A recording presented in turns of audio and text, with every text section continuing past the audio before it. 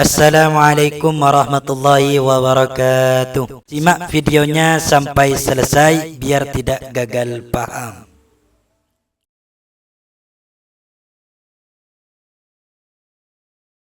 Jadi kalau Imaduddin berkata saya menolak Ba'alawi itu sebagai keluarga Nabi, persilakan Imam Kiai Imaduddin, itu pendapat Anda. Dan Anda itu bukan berpendapat mencari kebenaran, tidak. Buktinya Kiai Imad ngomong, walaupun ulama sedunia mengakui Ba'alawi sebagai keturunan Nabi, saya tetap menolak. Nah, itu berarti sudah tidak ilmiah lagi, Kiai. Sudah nafsu. Kalau ilmiah, contohnya Imam Syafi'i. Kata Imam Syafi'i, ini madhab saya, madhab yang benar. Tapi kalau Anda mendapatkan hadis yang sahih, buang pendapat saya. Ikuti hadis yang sahih. Ini Imam Syafi'i. Kiai Imad tidak. Biar kiai sedunia menyatakan Ba'alawi ini keluarga Nabi, saya tetap menolak. Itu sudah tidak ilmiah lagi. Itu berarti benci. Nah, saya jawab dengan tidak usah konfrontasi. Saya menghormati Kiai Imaduddin di dalam membersihkan nasab Nabi dari pemalsu-pemalsu. Saya percaya kepada Kiai Imaduddin, tapi saya lebih percaya kepada Imam Nawawi Banten. Beliau di Mekah berguru kepada Ba'alawi. Saya percaya kepada Kiai Imaduddin, tapi saya lebih percaya kepada Imam Zabidi. Yang ini kitabnya Imam Zabidi, 8 kitab kayak begini yang mensarah kitab Ihya Ulumuddin. Makanya ada kaitannya. Dan Imam Murtado Az-Zabidi ini gurunya Ba'alawi. Saya percaya kepada Kiai Imaduddin, tetapi saya lebih percaya sama Kiai Hasyim Asy'ari, sama Kiai Hulil Bangkalan. Saya lebih percaya sama Syekh Yasin Padang. Saya lebih percaya kepada Syekh Khotib Al-Minangkabawi yang dia di Mekah sebagai ulama internasional. Saya lebih percaya pada Kiai Muhammad Mahfud Tarmisi, Termas, Pacitan, yang dia berada di Mekah bertahun-tahun, berguru juga kepada Ba'alawi. Saya lebih percaya kepada Sayyid Muhammad Maliki di Mekah. Dia ulama internasional. Siapa yang tidak kenal dengan Sayyid Muhammad Al-Maliki di Mekah? Dia berguru kepada Ba'alawi. Saya lebih percaya kepada Imam Mesir, Ali Jum'ah, yang sekarang menjadi mufti Mesir. Dia mengakui kalau Ba'alawi ini adalah keluarga Nabi. Saya lebih percaya kepada Imam Ibnu Hajar Al-Haytami, seorang ulama fikih yang dia juga berguru kepada Ba'alawi.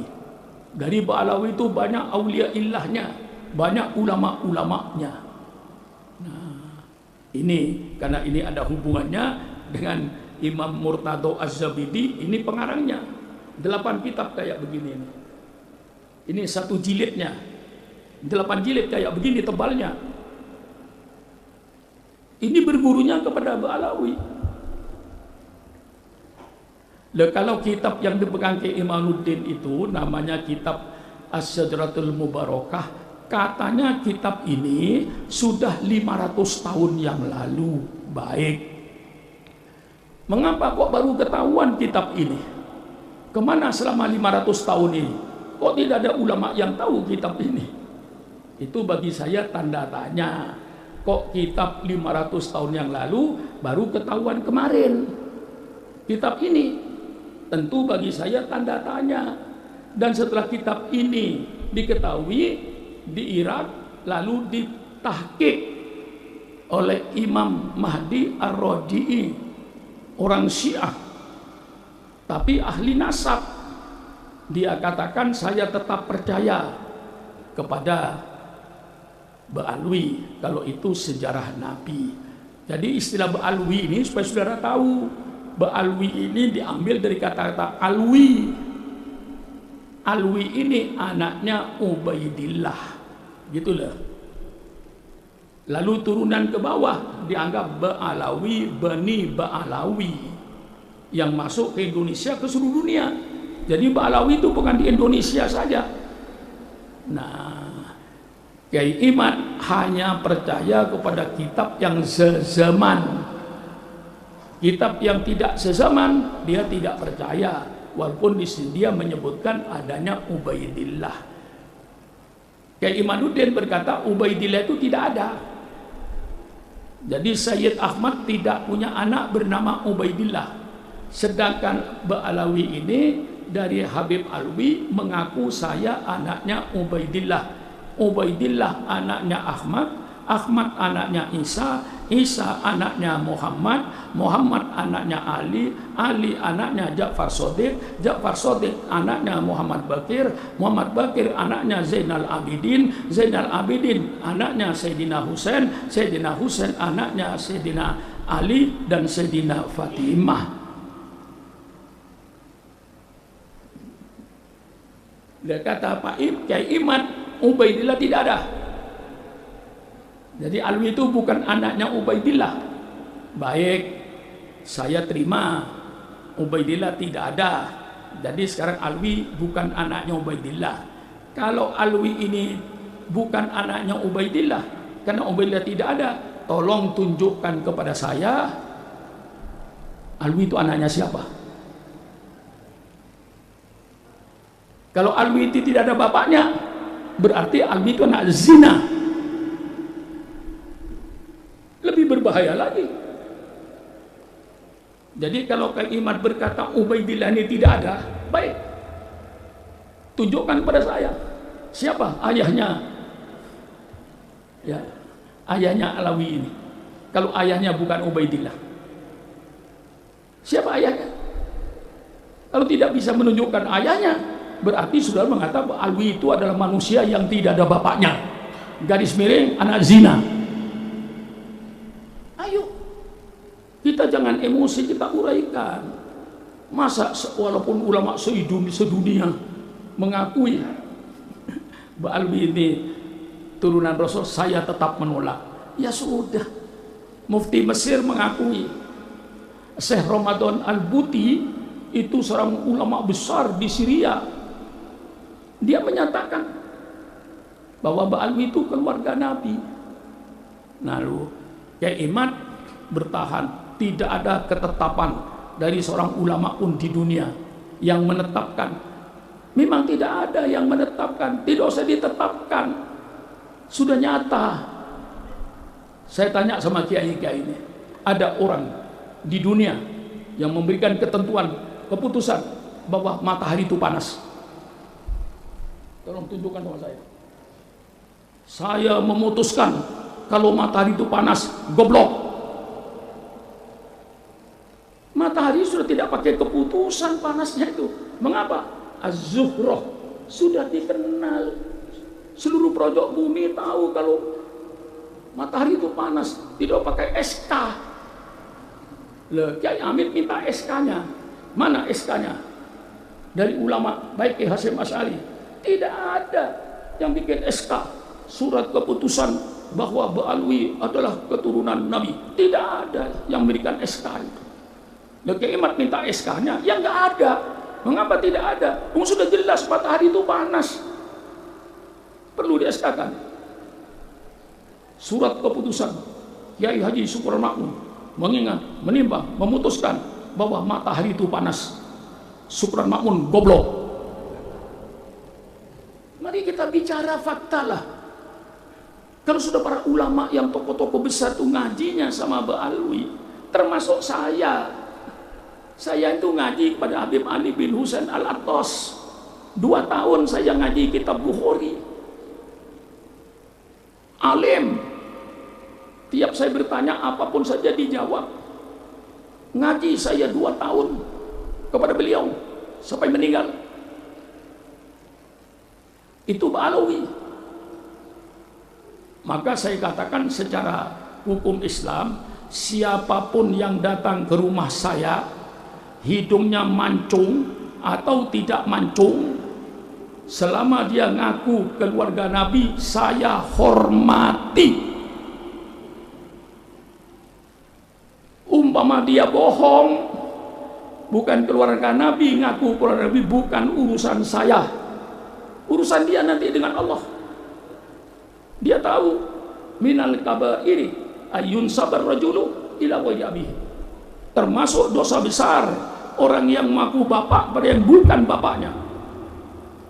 Kalau Habib Alawi mengaku ayahnya Ubaidillah yang bukan ayahnya, ini dosa besar, api neraka. Man kadzdzaba alayya muta'ammidan falyatabawa maq'adahu minan nar. Barang siapa yang mendustakan saya, bukan keturunan saya, ngaku keturunan saya, disiapkan api neraka. Masa ulama-ulama Ba'lawi yang aulia min waliyun tidak mengerti hadis ini? Dia akan berbohong. Bukan turunan Nabi, ngaku turunan Nabi, mustahil. Mereka banyak para aulianya, mereka banyak para ulamanya. Kitab Sulmut Taufik yang kai baca itu habaib, Nasaiduddin ya habaib, Rotib Haddad habaib, Rotibul Atos habaib. Marilah jangan bikin pecah belah. Ya. Kita ini sudah dipecah belah dulu NU Muhammadiyah tahun 50-an, 55 NU dengan Muhammad itu kayak kucing dengan anjing, saling hantam menghantam. Iya, tahun 50-an itu Muhammadiyah dengan NU itu sudah kayak kucing dengan anjing, musuhan gak karu-karuan. Kita cari benang merahnya. Setelah ketemu benang merahnya bahwa Muhammadiyah dengan NU ini tidak ada perbedaan prinsip, hanya perbedaan furu. Muhammadiyah subuh tidak baca kunut, Syukron Makmun baca kunut. Yang sholat subuh tidak baca kunut masuk surga. Orang yang sholat subuh kayak Syukron Makmun baca kunut, insya Allah pahalanya lebih besar. Kedua-duanya masuk surga. Yang masuk neraka yang tidak sholat subuh. Mari kalau bicara dengan saya terbuka, belak-belakan. Muhammadiyah sembahyang tarawih 8 rakaat, insya Allah masuk surga.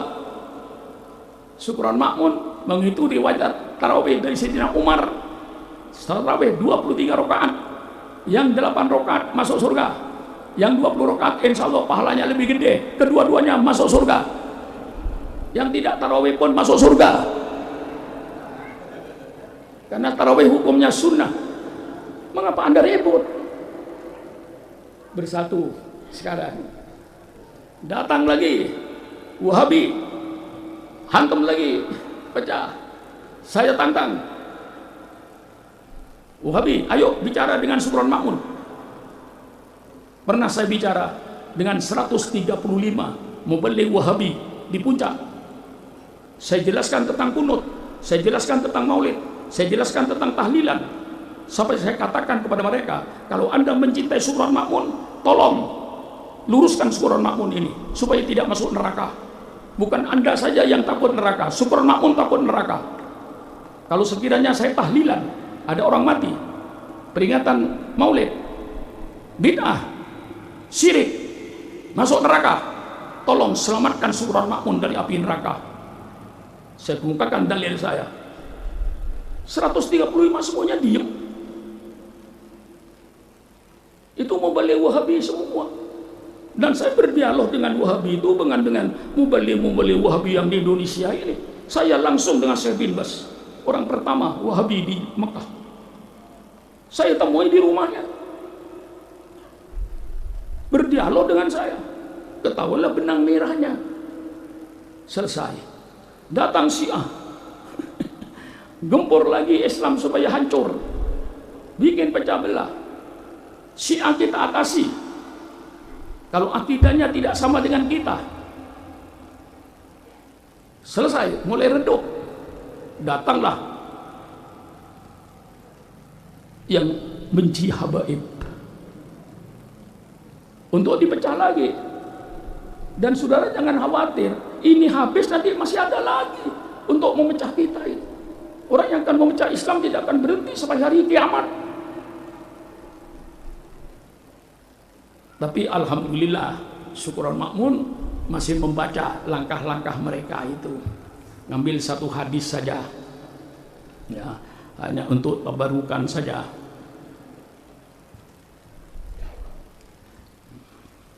Ya.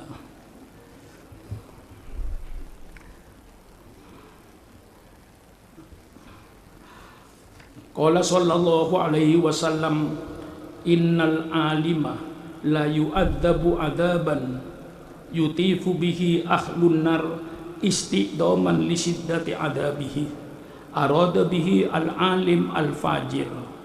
Wa qala Usama bin Zaid sami'tu Rasulullah sallallahu alaihi wasallam yaqul ya'ti bil alim yaumal qiyamah fayulqa finnar fatandaliku aktabuhu fayaduru biha kama yadurul himar firruha fayutifu bihi ahlun nar fayaqulun ma laka fayaqul kuntu amuru bil khairi wala atihi wa anha anis syarri wa atihi innama yud'afidu adabal alim fi maksiyatihi li'annahu aso an ilmin. Bersabda Rasulullah sallallahu alaihi wasallam, innal alim, ini sambil koreksi diri, innal alim, sesungguhnya orang alim, la yu'adzabu, benar-benar akan diazab oleh Allah, disiksa oleh Allah, azaban, suatu azab, yutifu, yang berkeliling, bihi, dengan orang alim tadi, ahlun nar, penduduk neraka mengelilingi orang alim ini yang sedang disiksa oleh Allah Subhanahu wa taala. Istiqdoman, membesarkan, lisyiddati adabi, karena dahsyatnya adab Allah terhadap orang alim. Naudzubillah min dzalik. Nanti orang alim akan diazab oleh Allah dengan adab yang pedih. Orang ahli neraka mengelilingi semuanya. Arada bihi al-alim al-fajir. Yang dimaksud oleh Nabi di sini orang alim yang ahli maksiat. Alim main judi, alim main perempuan, alim minum minuman keras. Dia ngerti kalau minuman keras itu haram, tapi dia minum. Dia tahu kalau berjudi itu haram, tapi dia berjudi. Dia tahu kalau berzina itu haram, tapi dia melaksanakan perzinaan. Itulah al-alim al-fajir. Wa arada al-alim al-fajir. Wa qala Usama bin Zaid, berkata Usama bin Zaid, sami'tu Rasulullah, saya telah mendengar Rasulullah sallallahu alaihi wasallam yaqul, bersabda, yu'ta bil alim, didatangkan dengan orang alim, yaumal qiyamah, pada hari kiamat, fayulqa finnar, maka orang alim tadi dilempar di api neraka. Fatandaliku aktabuhu, maka keluarlah ususnya. Usus itu bisa 10 meter itu. Maka keluarlah ususnya. Fayaduru, maka dia berputar dengan ususnya itu. Kama yadurul himar, sebagaimana berputarnya himar dengan talinya ketika dia diikat.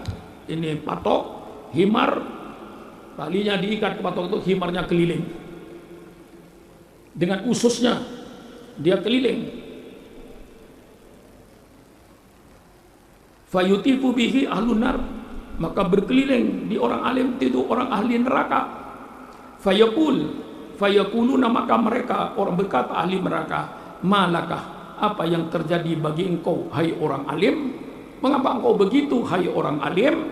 Fayaqulu, maka berkata orang alim tadi, kuntu amuru bil khairi, saya ketika di dunia selalu menyuruh orang berbuat baik. Wala atihi, tapi saya sendiri tidak pernah berbuat baik. Wa anha anisyar, dan saya di dunia selalu melarang orang berbuat jahat. Wa atihi, tapi saya yang berbuat jahat. Itulah sebabnya orang alim itu innama yudha'afu adabul alim fi maksiyatihi, maka sesungguhnya Allah melipat gandakan adabnya orang alim Karena dia dalam bermaksiat itu dengan ilmu. Lain orang bodoh. Orang bodoh bermaksiat. Orang alim bermaksiat. Orang bodoh bermaksiat karena tidak tahu. Seandainya ada orang irian, mu'allaf baru masuk Islam, dia makan babi, tidak dosa. Karena dia belum tahu kalau babi itu diharamkan, baru masuk Islam. Nah itu bedanya. Tetapi orang alim makan babi, bukan dia tidak tahu kalau babi itu haram, dia tahu.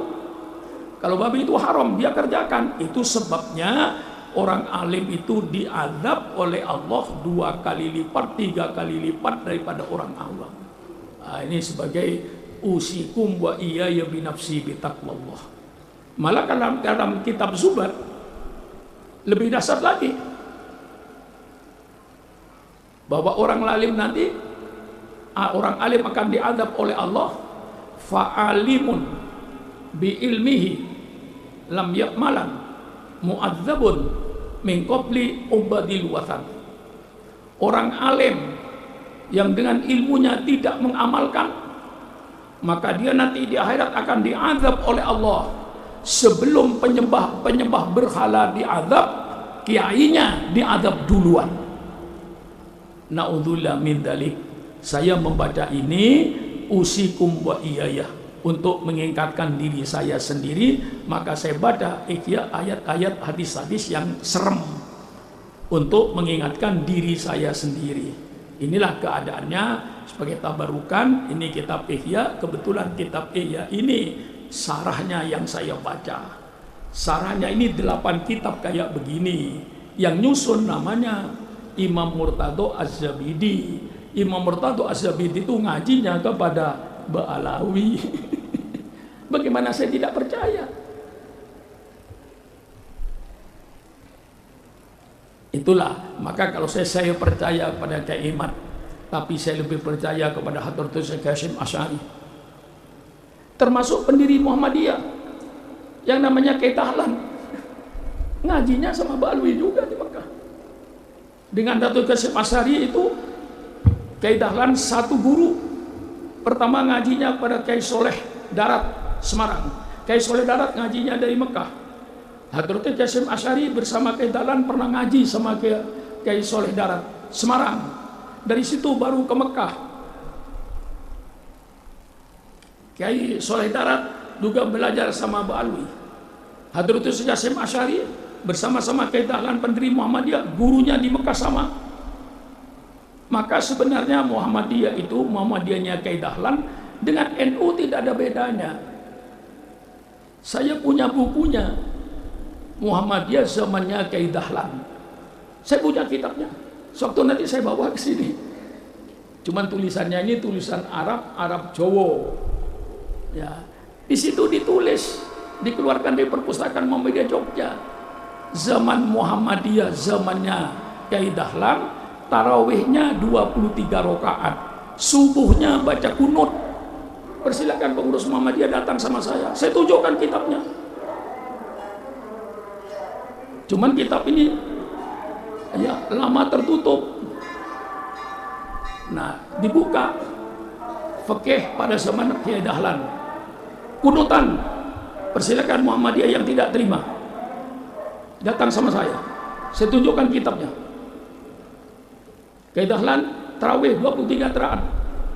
Dalam buku yang saya baca ini, ya ini relatif berubahnya fikihnya Muhammadiyah ini setelah kemasukan pengurus yang datang dari Sumatera Barat, pengikutnya Imam Bonjol, itu mulai berubah dan berubah mutlak setelah di Pekalongan. Saya punya, saya pikir kalau begitu Kyai Dahlan benar. Saya telusuri, betul Kyai Dahlan pendiri Muhammadiyah ini adalah gurunya Kyai Soleh Darat Semarang bersama Hadratul Hasyim Asy'ari. Setelah itu dia ke Mekah. Di Mekah gurunya sama. Maka waktu mendirikan Muhammadiyah dengan mendirikan NU itu tujuannya sama, hanya beda nama. Segala perbuatannya sama, tidak ada bedanya antara Muhammadiyah dengan NU pada zamannya Hadratul Syekh. Nah, setelah itulah saya baca sejarahnya, mulai ada perubahan setelah kemasukan pengurus yang datang dari Sumatera Barat, diantaranya dari muridnya Imam Bonjol. Imam Bonjol itu Wahabi. Kalau ini saya tidak menuduh Wahabi, tidak, cuman muridnya. Nah, disitulah mulai ada perubahan. Terbongkar fikihnya Kiai Dahlan ini dengan tulisan huruf Arab tapi bahasa Jawa. Nah, ketahuan benang merahnya. Kita dengan Muhammadiyah tidak ada masalah. Datang ini, datang ini, datang ini. Sekarang sedang dipecah antara ulama NU dengan para habaib. Kalau ini pecah, inna lillahi wa inna ilaihi rajiun. Kuatnya Islam di Indonesia ini karena kerjasamanya Robito Alawiyah bersama-sama dengan Nahdlatul Ulama ketika berdiri tahun 26, itu ada perjanjian kerjasama. Masa tokoh-tokoh NU seperti Kiai Wahab, seperti Kiai Holil Bangkalan, seperti Kiai Hasyim Asy'ari tidak mengerti hal ini? Lah inilah saudara, maka sudahlah sekarang ademkan. Kalau Kiai Imad tidak percaya bahwa Ba'alwi itu turunan Rasulullah, sudahlah Anda yang tidak percaya. Tapi tidak usah memaksa Sukron Makmun untuk percaya seperti saudara. Saya mempunyai jalur dan insya Allah lebih kuat.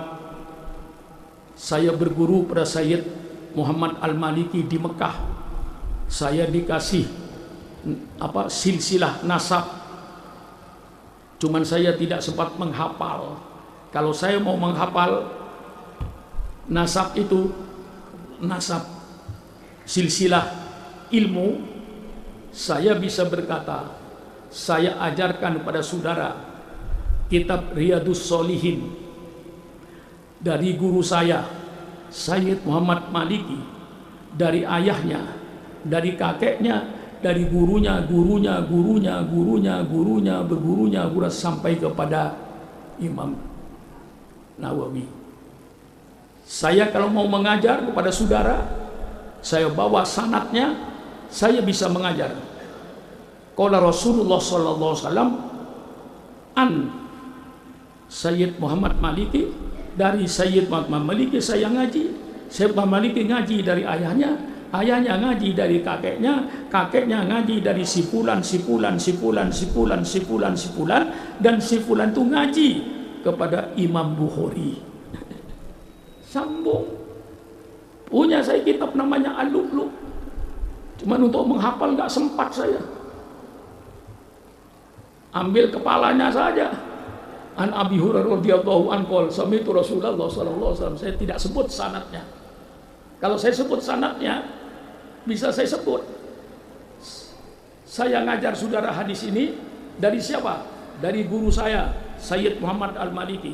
Sayyid Muhammad Al-Maliki dari siapa? Dari ayahnya. Ayahnya dari siapa? Dari kakeknya. Kakeknya dari siapa? Dari gurunya. Gurunya dari siapa? Dari gurunya. Gurunya dari siapa? Dari gurunya, dari gurunya, dari gurunya, dari gurunya, dari Al-Imam Bukhari radhiyallahu anhu qala Nabi sallallahu alaihi wasallam. Nyambung. Karena saya ngaji. Nah, itu namanya sanadnya ilmu. Nah, sanadnya ilmu. Jadi punya sanad dari gurunya, dari gurunya, dari gurunya. Saya punya sanad dari Habib Alwi, Habib Ali bin Husain Al-Atos. Saya punya sanad. Bukan ngaji saya sembarangan. Nah, ini kepada saudara-saudara, sudahlah, redakan, tidak usah memikirkan nasab orang, pikirkan saja nasibnya sendiri. Ya. Kayak saya datang ke rumah saya, hidungnya mancung atau peseng, selama dia ngaku keluarga Nabi saya hormati. Adapun dia bohong, bukan urusan saya, urusan dia dengan Allah. Saya tidak ngurusi nasab orang, saya urusi nasib saya sendiri. Bagaimana? Mantap? Mantap? Soal dia, dan saya yakin kok, Kiai Karim, banyak Arab-Arab yang hidungnya mancung ngaku Habib di depan saya, padahal bukan Habib. Ngaku Habib, padahal bukan Habib. Ya nggak apa-apa bagi saya. Saya tidak dosa menghormati, karena dia ngaku Habib. Adapun dia bohong, urusan dia. Saya tidak ngurusi nasab orang. Yang saya urusi nasib saya ini di dunia dan di akhirat. Nah, itu kalau saya. Loh, kalau hidungnya peseng kok dihormati? Kayak kan jelas itu bukan Arab. Loh, banyak ahli bait itu yang hidungnya peseng. Mengapa? Karena kawin dengan orang Luilian. Ya, kawin dengan orang Cianjur. Istrinya hidungnya peseng, lahir tidak ikut bapaknya. Ikut siapa? Tanya itu Ustadz itu. Paling banyak di Sukabumi, Habib kawin di Sukabumi, Cianjur tuh paling banyak itu. Punya anak peseng hidungnya, nggak mancung. Mengapa? Turun ibu. Tapi nasab tetap nasab Rasulullah, karena dari jalur laki-laki. Nah ini jadi walaupun hidungnya peseng, ngaku Nabi pun, ngaku keluarga Nabi, saya hormati. Soal dia bohong, bukan urusan saya. Saya nggak ngurusin nasab orang. Yang saya urus nasib saya, yang saya urus sholat saya, yang saya uruti dzikir saya, yang saya uruti ibadat saya. Nah, saya tidak ngurusin nasab orang. Untuk apa sibuk dengan nasab orang sehingga lupa sholat? Nah inilah mungkin sebagai tambahan. Sekian, wassalamualaikum warahmatullahi wabarakatuh. Terima kasih telah menonton video ini. Semoga kita semua diberi taufik dan hidayah sehingga bisa membedakan yang hak dan yang batil. Amin ya rabbal alamin. Wassalamualaikum warahmatullahi wabarakatuh.